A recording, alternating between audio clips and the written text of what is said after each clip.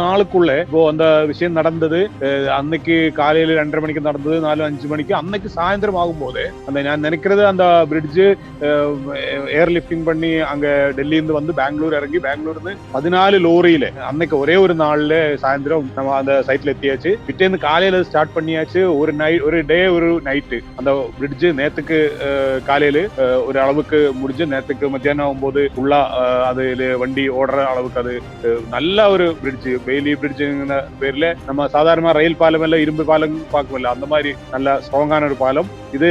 இந்த rescue purpose எல்லாம் முடியற வரைக்கும் அங்க வேற பாலம் வர்ற வரைக்கும் அது அங்க இருக்கும்னு நினைக்கிறேன். அது நம்ம ஆர்மியோட இவ்வளவு ஃபாஸ்டா அது அந்த வேலை முடிஞ்சதுன்னா இந்த ரெஸ்கியூக்கு ரொம்ப ஹெல்ப்ஃபுல். மேக்சிமம் எல்லா டிபார்ட்மெண்ட்டும் ஃபுல்லா கோஆபரேட் பண்ணி பண்றது உண்டு. அதெல்லாம் ரொம்ப சந்தோஷம். ஒரு வீட்டுல 17 பேர் ஒரு ஃபேமிலியில, 2 அண்ணன் தம்பி அந்த மாதிரி ஃபேமிலியில இருந்து ஒரு ஃபேமிலியா அப்படி போச்சு. அந்த மாதிரி இருக்கு. இங்க ஒருத்தர் ஒன்னு மக்கள் இதெல்லாம் போயிடுச்சு, அப்பன் தப்பிச்சு, அம்மா தப்பிச்சது, இந்த வைப்பு, அந்த மாதிரி மக்கள் இறந்து போச்சு. அந்த மாதிரி நிறைய பேர் அவருடைய எல்லாம் அந்த அழுகிட்டே இருக்கிறது நமக்கு பார்க்க முடியாம. நேத்துக்கு ஒரு ஒரு இதுல பார்த்தேன், ஒரு மீடியால பார்த்தேன், ஒரு அப்பன் அந்த அவரு குழந்தை இழந்து போச்சு, அவரு எனக்கு பார்க்கணும்னு சொல்லி அவர் போறது, 2 பேரும் அவர் பிடிச்சு வைக்க, நீங்க பார்க்க வேண்டாம் சொல்லி பிடிச்சு வைக்கிறது. அப்ப அவரு கேட்கறது, என்னோட மகள் தானே, எனக்கு ஒரு உம்மா ஒரு சும்பரம் கொடுக்கறதுக்கு எனக்கு இது தெரிஞ்சு இல்லையா, ஒரு சும்பரமாவது எனக்கு கொடுக்க முடியாதா, என்னோட மக தானே அவருன்னு அவருக்கு அழுகிட்டு இருக்கிறது.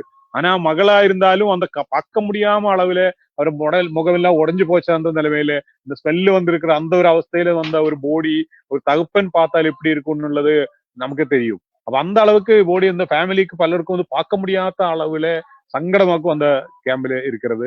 கிட்டத்தட்ட அந்த 3 ஊர்ல எல்லா வசதிகளுமே, அதாவது கட்டமைப்பு வசதிகள் எல்லாமே காணாம போயிடுச்சா?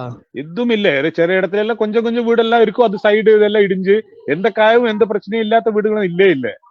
அது நிறைய இடத்துல கொஞ்சம் வீடெல்லாம் பாக்கி இருந்தா அதோட சைடெல்லாம் இனி அங்க வசதி வாய்ப்பு முடியாத அளவுக்கு எல்லாம் நாசமா போச்சு. அந்த ஊரே நாசமா போச்சு. அங்க இனி போய் இனி டெவலப் பண்ணி இனி இந்த ஒரு 100 வருஷத்துக்கு பக்கத்துல அதுக்குள்ள அங்க நுழையிறதோ அங்க வசதி வாய்ப்பு உண்டாக்குறதோ ஒண்ணும் முடியாத அளவுக்காக்கும் அதோட அந்த பிளேஸ். அது பார்த்தா நீங்க அந்த வீடியோ எல்லாம் பார்த்திருக்கும்.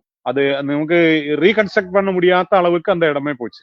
இவரை வேற இடத்துல டிரான்ஸ்பர் பண்றதுதான் முடியும். இங்க மேக்சிமம் ஆளுகள் எல்லாம் அந்த தப்பிச்ச கொஞ்சம் பேரு, பாக்கி எல்லாரும் அந்த வீடு, கடை, ஸ்கூலு, ஹாஸ்பிட்டல், டெம்பிள், மஸ்ஜித் எல்லாம் தண்ணிக்குள்ள போச்சு. அதுதான் அங்க நம்ம பார்த்த நிலைமை. அங்க ஒரு பிக்கப் லோரி தான் இருந்தது, பிக்கப் ஜீப் தான் இருந்தது. அந்த பிக்கப் ஜீப்ல கொண்டு வந்தாலும் இந்த ஆத்துக்கு இந்த பக்கம் கொண்டு வர முடியாது. ஆனா அங்க ஒரு ஷெட்ல இதெல்லாம் போடி, முதல்ல 16 போடி, நம்ம போன ஐஆர்டபிள்யூ டீமுக்கு ஒரு 16 போடி, ஆர்மி டீமும் கொஞ்சம் இருந்தது. ஆர்மி டீமும் இவரும் சேர்ந்து அங்க மத்தியானத்தோட அங்க மேல முண்டக்கை கிராமத்துல எத்தியாச்சு. அங்க இருந்து அந்த போடி எல்லாம் எடுத்து வச்சு நைட்ல சாயந்தரம் ஃபயர் அண்ட் ரெஸ்கியூ சர்வீஸ் இந்த ரோப் ரெஸ்கியூ அதுக்கு வேண்ட அரேஞ்ச்மெண்ட் எல்லாம் செஞ்சாச்சு. அந்த ரோப் ரெஸ்கியூல தான் இந்த போடி நைட்டு 10 மணி வரைக்கும், நைட்டு 10:30 மணிக்காகவும் கடைசி போடி கொண்டு வந்த அன்னைக்கு ஃபர்ஸ்ட் டே அந்த போடி எல்லாம் கொண்டு வந்து 10-10:30 மணி ஆச்சு நைட்டு.